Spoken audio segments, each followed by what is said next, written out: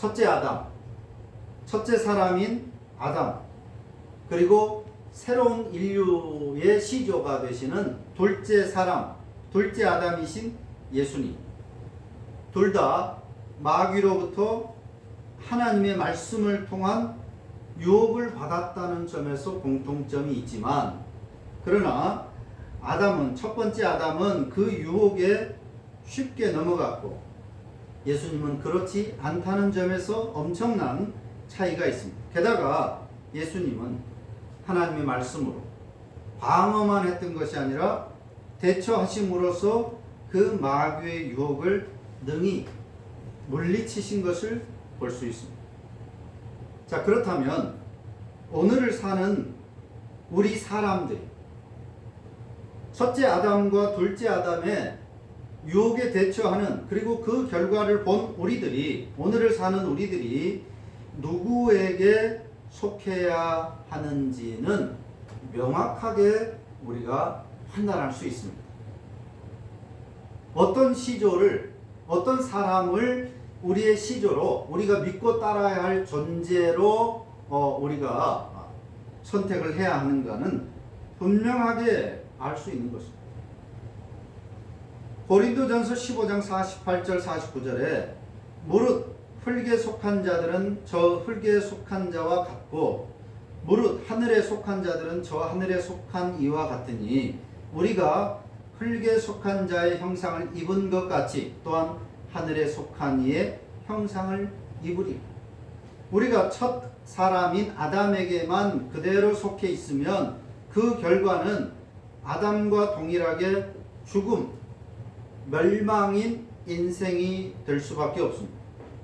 그러나 유혹을 이겨내신 둘째 사람 아담이신 예수님께 우리가 속하게 되면 우리도 역시 예수님처럼 그 형상을 입고 그와 같이 하늘에 속한 자가 된다는 것입니다.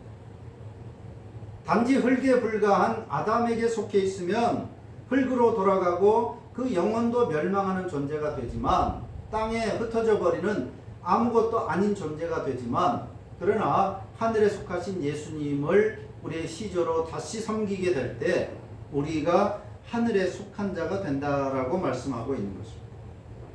사도 바울도 로마서 5장 12절에서 그러므로 한 사람으로 말미암아 죄가 세상에 들어오고 죄로 말미암아 사망이 들어왔나니 이와 같이 모든 사람이 죄를 지었으므로 사망이 모든 사람에게 이르렀느니라.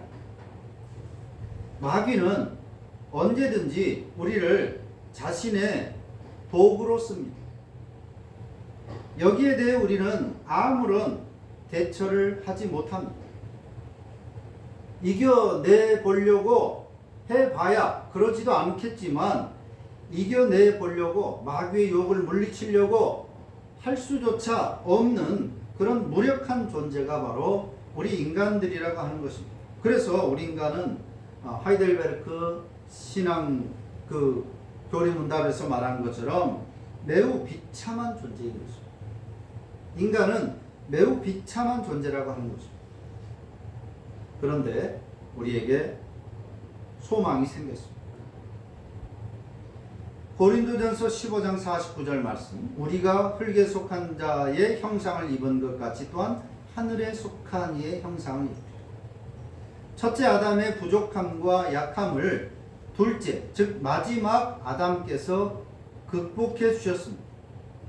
예수님은 하나님이시지만 이 세상으로 오셨습니다. 우리의 대표가 되시기 위해 우리와 같이 아기의 모습으로 태어나셨습니다. 심판주로 오실 수 있었지만 그렇다면 인간의 대표가 될 수가 없었습니다. 그래서 인간의 대표가 되기 위해서 온전한 인간의 모습, 그것도 아기의 모습으로 인간이 이 땅에 태어나는 모습 그 자체로 이 땅에 태어나셨습니다. 그리고 철저하게 인간의 모든 삶을 살아내시면서 인간이 당해야 하는 모든 고난에 순종하셨습니다. 위장하신 것이 아니라 뼛속까지 인간이 되어서 인간이 받는 모든 유혹들도 받아내셨습니다. 그런 척 한 것이 아닙니다.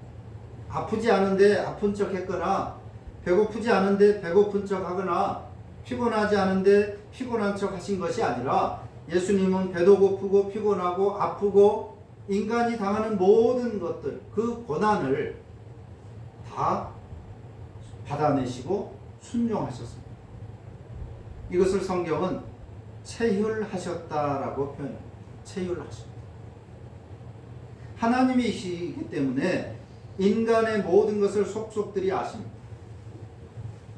그러나 예수님이 우리를 아신다라고 할 때 그것은 지식적으로 창조주로서 아시는 것뿐만 아니라 인간의 몸을 입고 인간과 동일한 삶을 살아내심으로써 몸으로 경험하심으로써 체험하심으로써 아신다라고 하는 것입니다. 그 안다라고 하는 표현이 전혀 다른 거예요. 예수님이 사탄으로부터 받으신 유혹에서 한 가지 우리가 더 생각해 볼 것이 있습니다. 오늘 마태복음 4장 1절은 그렇게 시작했습니다. 그때에 예수께서 성령에게 이끌려 마귀에게 시험을 받으러 광야로 갔다. 성령에게 이끌려. 마귀가 시험을 했는데 그 마귀에게 시험을 받도록 성령 하나님께서 예수님을 광야로 내몰았다라고 하는 것입니다. 사실 예수님은 하나님이시기 때문에 절대로 마귀의 유혹을 받을 수 없는 분입니다. 그런데 삼위일체 가운데 세 번째 유격이신 성령 하나님의 이끄심으로 유혹을 받았습니다. 그렇다면 예수님의 시험은 자발적 시험이라고 말할 수 있습니다. 예수님은 하기 싫은데, 받기 싫은데 성령께서 억지로 끌고 가신 것이 아닙니다. 성령의 이끌림을 받았다, 성령이 광야로 내몰았다 라고 하는 얘기는 강제적이라는 의미가 아니라 이것은 예수님의 사실상 자발적인 행동이었습니다. 자, 그래서 이 사건은 구속사적인 의도가 있는 사건인 것입니다.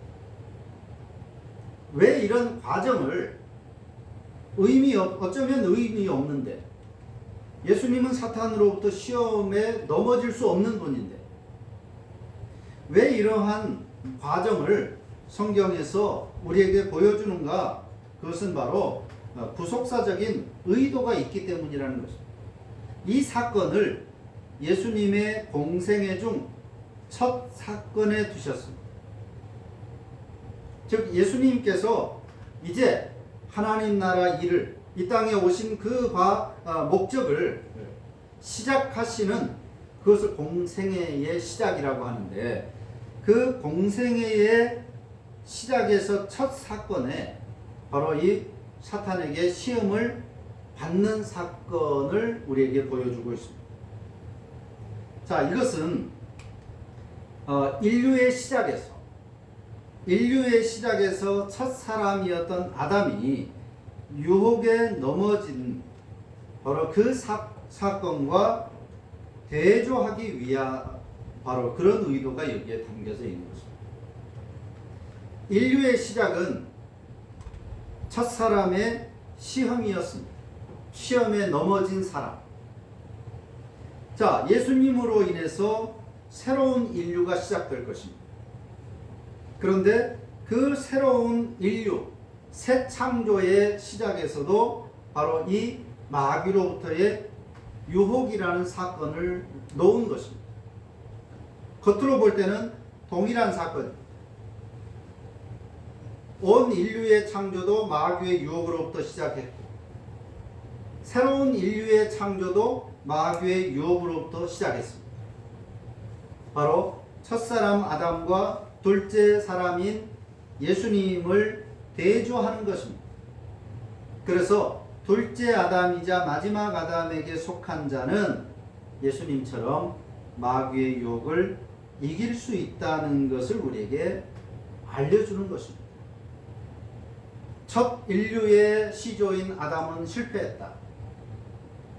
두 번째 새로운 인류, 새 창조의 시조이신 예수님은 승리하셨다 라고 하는 것을 보여주고 있습니다. 그래서 이 사건이 예수님의 공생의 사역의 첫 사건으로 놓여 있는 것입니다. 사탄은 불가능한 줄 알면서도 예수님까지라도 유혹하여 넘어뜨리려고 하는 악독하고 무모한 성질을 가지고 있는 존재입니다. 그래서 우리가 생각할 때 사탄은 뿔나고 흉측하게 생긴 그런 존재인 것처럼 상상할 수 있지만, 그러나 그런 악독하고 무모한 성질을 가진 사탄이지만 항상 사람들 앞에는 광명한 천사의 모습으로 나타난다라고 하는 것입니다. 여기서 광명한 천사라고 하는 것은 천사처럼 빛나는 그런 외형이라는 것을 말하는 것이 아니라 동시대에 모든 사람들이 추앙하는 어떤 그 조건을 가진 그런 의미입니다.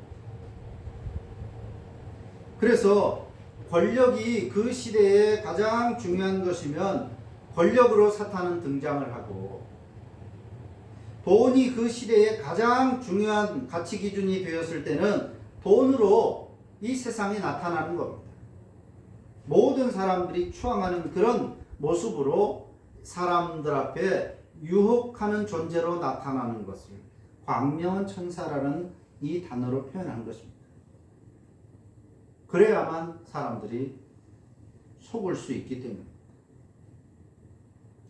악의 평범성이라는 말이 있습니다. 안나 아렌트라는 사람이 사용한 말입니다. 독일의 그 나치 치하에서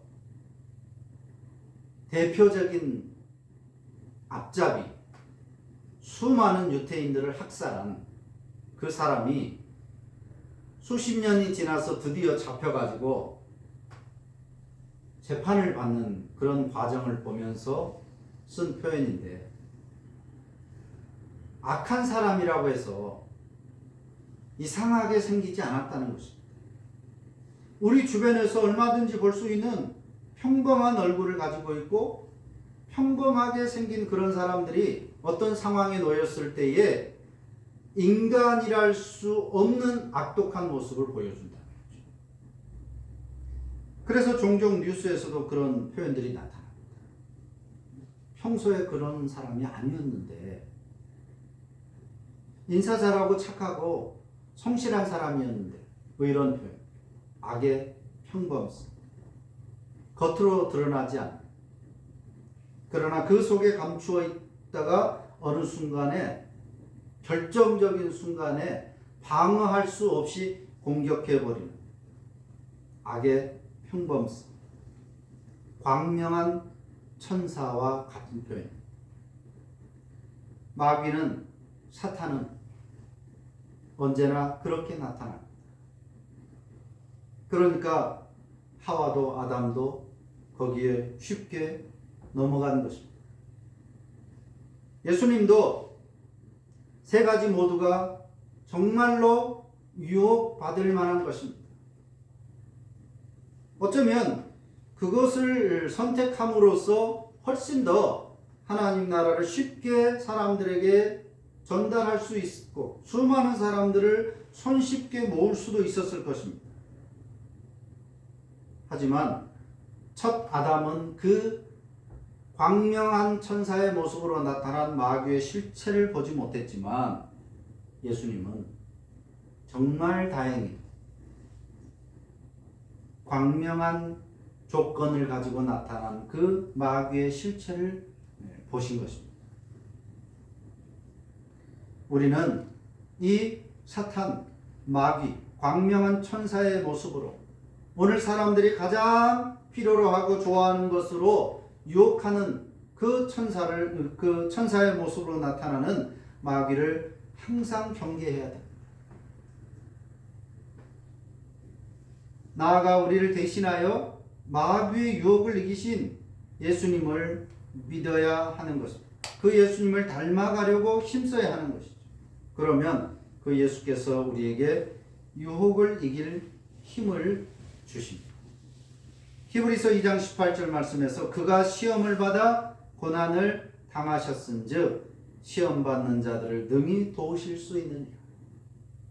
예수님은 인간의 몸을 입고 이 땅에 오셔서 인간이 당할 수 있는 모든 고난을 몸소 당하셨습니다. 순종하셨습니다. 그러므로 우리 사람을 능히 도우실 수 있다라고 하는 것입니다. 오늘 이야기의 결론입니다. 첫째 아담에게 속한 모든 인간은 사탄의 마리오네트 인형에 불과한 존재들입니다. 줄을 매달아서 위에서 움직이는 대로 움직여지는 그런 인형.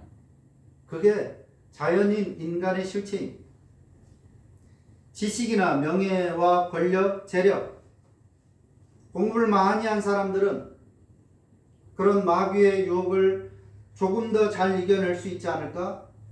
명예나 권력이나 재력을 가진 사람들은 시험에 빠질 그런 가능성이 그렇지 않은 사람들보다 더 적지 않을까?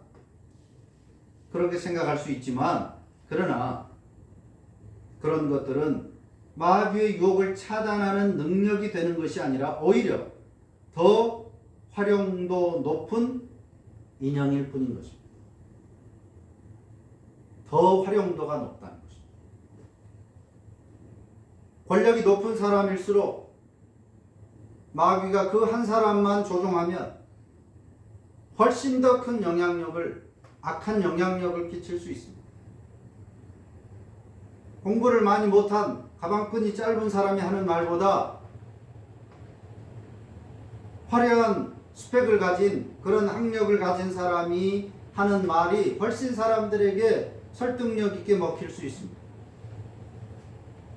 그렇기 때문에 지식이나 명예나 권력이나 재력은 마귀의 유혹을 덜 받을 조건이 아니라 오히려 마귀로부터 더 활용도가 높은 조건을 가진 사람일 수 있다라고 하는 것입니다.